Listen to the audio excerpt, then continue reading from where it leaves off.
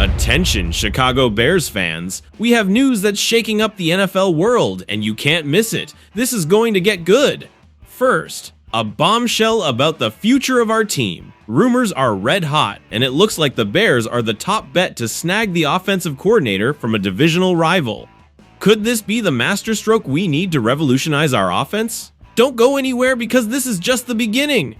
Now, let's talk about a problem that's costing us dearly every game, the offensive line. The number of sacks allowed is alarming, and our quarterback is under constant pressure. What is management doing to fix this mess? Can we expect improvements for 2025, or will we keep suffering? Stay tuned until the end to find out. And last but not least, the crucial decision looming: what to do with our general manager. With Black Monday around the corner, the future of our team is at stake. Should we fire him or give him more time to implement his vision? This is what all Bears fans need to discuss and decide. That's right, Chicago Bears fans! Let's dive into this news that's making waves across the NFL. Buckle up because this is going to be a long one. Tom Pelissero of NFL Network has dropped a real bombshell. The Chicago Bears are the top bet to land Ben Johnson, the offensive coordinator of the Detroit Lions. Yes, you heard that right, Ben Johnson himself. This name has been circulating in NFL circles, and now it seems he could be heading to Chicago. But I ask you, is this really a surprise to anyone? I don't think so. Johnson has been the favorite for a while, and it seems all signs point to Chicago. Pelissero made it clear on his segment of Good Morning Football: if you ask me where Ben Johnson will end up if he takes a job, right now I'd tell you your best bet is Chicago. And I tell you this, when an NFL insider like Pelissero makes a statement like that, you have to pay attention. But wait, don't go anywhere yet, because there are more names on the table, and this gets more interesting. Peter Schrager, on the same segment, mentioned Mike Vrabel. What do you think? Vrabel, who was a consultant for the Cleveland Browns this season, is free and ready for interviews.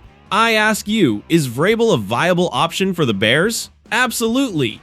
Vrabel has an impressive track record, and his experience could be just what we need. And not only that, Brian Flores, the defensive coordinator of the Minnesota Vikings, was also mentioned. Although not specifically as a target for the Bears, his name is on the radar for teams looking for discipline. And I ask you, isn't that what we need in Chicago? Flores is known for his ability to instill discipline and structure in a team, something the Bears could greatly benefit from. Oh, and for those who like strange NFL stories, Pelissero mentioned John Gruden. Yes, the same Gruden who was fired by the Raiders after the offensive email scandal. But let's be realistic, does anyone see Gruden in Chicago? I don't think so. Even though his name is in the conversation, it doesn't seem to fit what the Bears are looking for right now. Back to Ben Johnson. I'm not saying he's the only candidate, but he's clearly the main one. His work with the Lions has been impressive, transforming their offense into one of the most dynamic in the league. And I ask you, is this the kind of offensive innovation we need in Chicago? I think so. Johnson has shown he can take a group of players and maximize their potential, something the Bears have been desperately seeking. But let's not forget about other possible candidates. Mike Vrabel brings a winning mentality and invaluable experience. His time with the Titans and as a consultant for the Browns has given him a unique perspective that could be very beneficial for the Bears.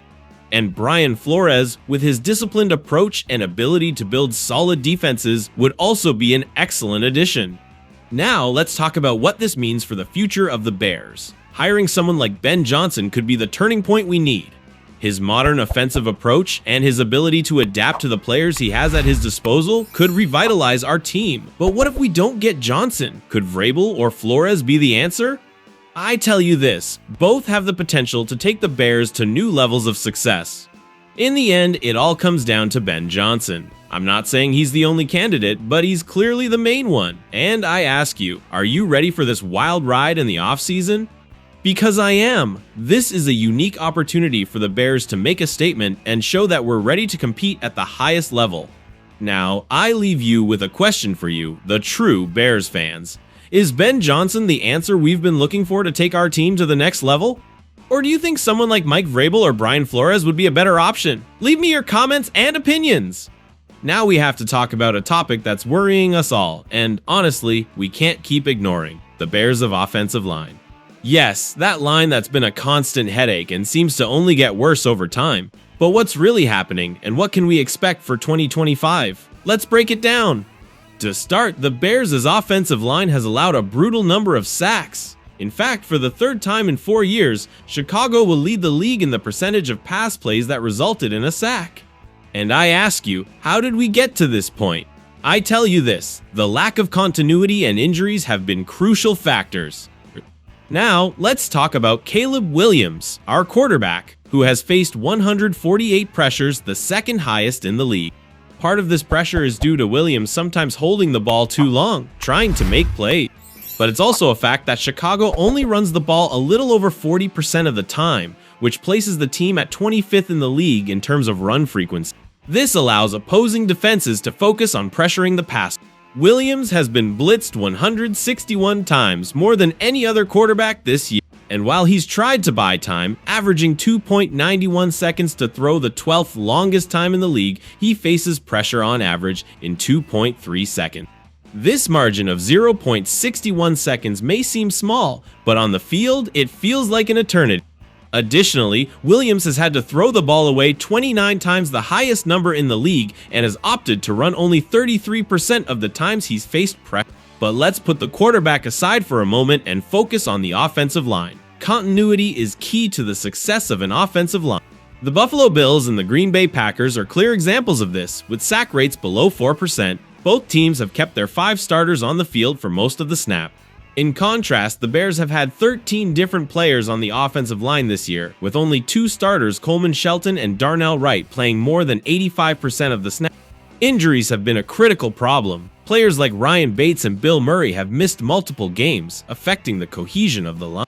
Even those who have played well individually, like Braxton Jones and Teven Jenkins, have had trouble staying healthy. Now, looking towards 2025, the situation doesn't seem to be improving. Only 4 offensive linemen are under contract for next year: Darnell Wright, Braxton Jones, Ryan Bates, and Kieran Amagaj. This means the Bears need to acquire at least 6 more linemen, and at least 2 of those need to be starting quality. Nate Davis has already been cut, and his theoretical replacement, Bates, has missed 13 games this season.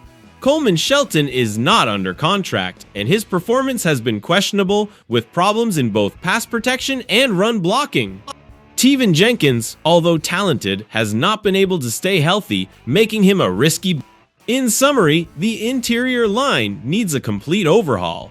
History shows that the best opportunities to find quality offensive linemen are in the early rounds of the draft.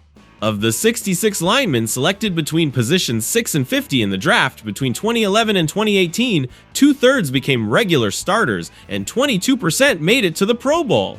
In contrast, only 14 of the 191 linemen selected outside the first 3 rounds became regular starters. This means the Bears need to be active in free agency and also invest in the draft to solve these problems.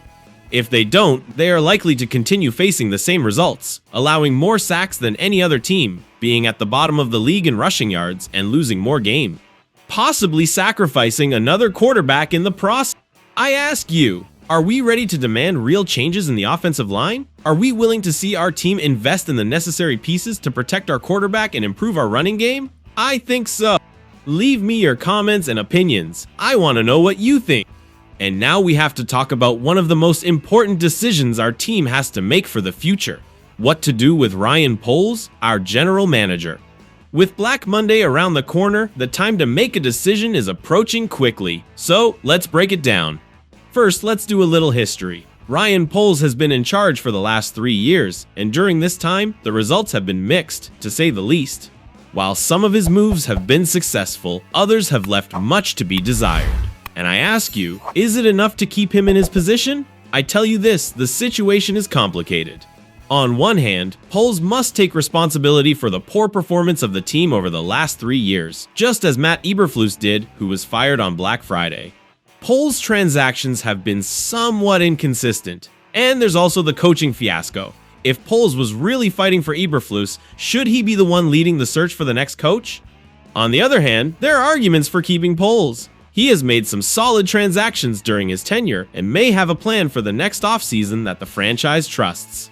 The question is this enough to justify an extension of his contract, which expires in 2025? Now, I want to know what you, the true Bears fans, think. Lester A. Wilt Fong Jr., who has covered the Bears for nearly 2 decades, presents us with 2 options: fire Poles or extend his contract. And I ask you, what do you think the franchise will do? And what would you do if you were in charge? Lester offers us 2 polls to vote on. The first question is, what do you think the Bears will do with Ryan Poles? And the second, what would you do with Poles if you were in his place? I tell you this, both questions are crucial to understanding the feeling of the fans. Personally, if I had to make the decision, I would lean towards firing him. But, and this is a big but, I would like to know more about his decision regarding Eberflus and if management tied his hands in the last offseason. Clarity on these points could change my perspective. Now, what do I think the Bears will do? I think they will keep him. Poles has shown he has a vision, even if the results haven't always been as expected. Stability in management can be an important factor for the franchise, especially in a time of so many changes. But what do you think? Should we give Poles more time to implement his vision, or is it time for a radical change in management? Leave me your comments and opinions. I want to know what you think. Now, I leave you with a question for you, the true Bears fans. Is Ben Johnson the answer we've been looking for to take our team to the next level? Or do you think someone like Mike Vrabel or Brian Flores would be a better option?